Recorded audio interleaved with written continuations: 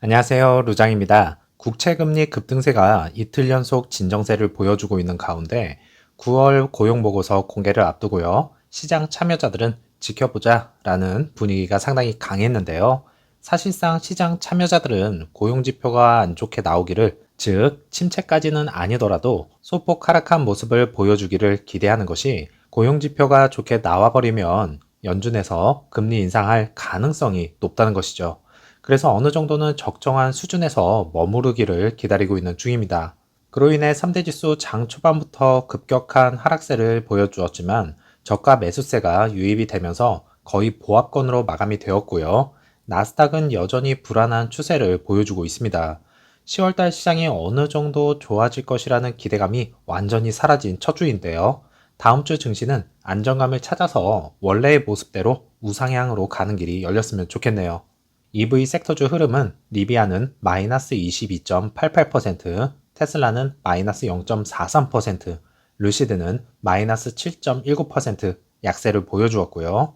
리비아 내 오퍼링 소식과 증시의 약세로 더 큰 하락폭을 키워나간 것을 확인할 수가 있었습니다. 아무리 오퍼링을 하였다고 하더라도 낙폭이 너무 큰 것이 아닌가라는 의문을 지워버릴 수가 없는데요. 전환 사채 만기일은 2030년으로 되어 있네요.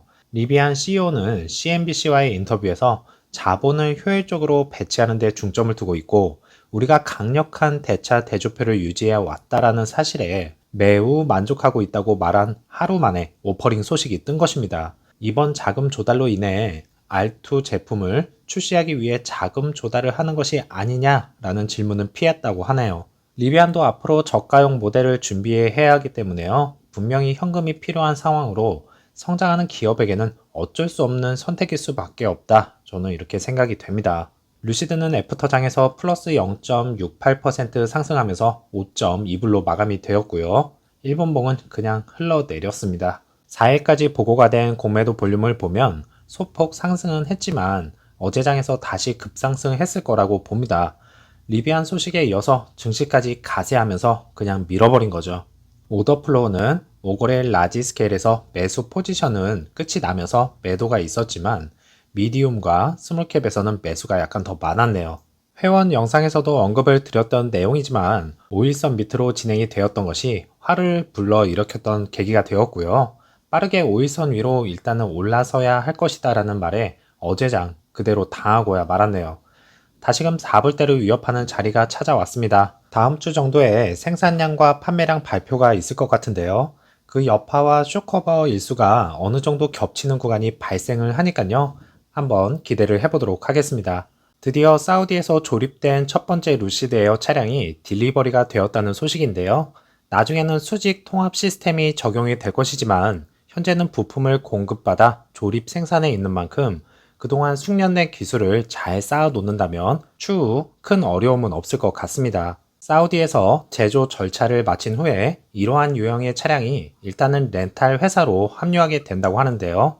렌터카 CEO는 회사를 전기차 업체에 합류시키기 위한 모든 물류 및 절차를 회사가 준비했다고 강조를 하였습니다.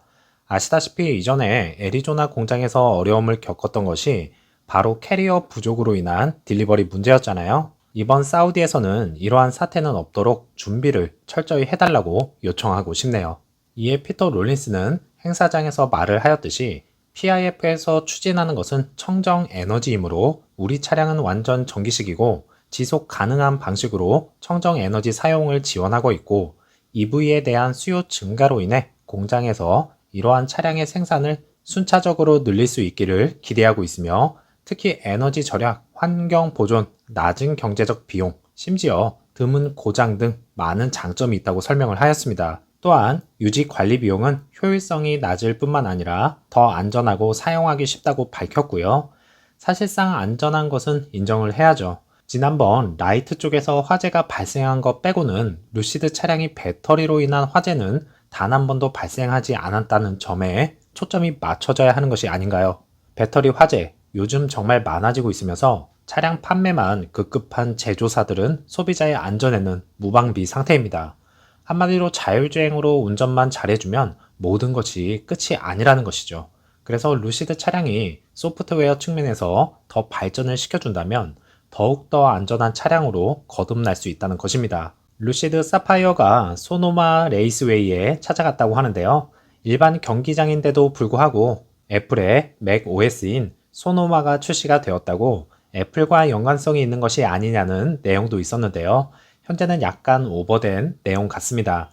애플 얘기가 나와서 지난번 애플 자율주행 테스트 차량이 포착이 되었는데요. 이번에도 도로에서 다시 한번 자율주행 테스트 차량이 포착이 되었습니다. 애플 차량과 소프트웨어 정말 비밀리에 꽁꽁 잘 숨기고 있지만 차량은 언제까지 숨길 수는 없기에 2026년에 차량을 출시하려면 늦어도 2024년에는 테스트 차량이 돌아다녀야 할 것인데요. 애플카의 진짜 모습은 어떨까 정말 궁금해지네요. 오늘도 즐거운 오후 보내시고요. 다음 영상에서 찾아뵙겠습니다. 감사합니다.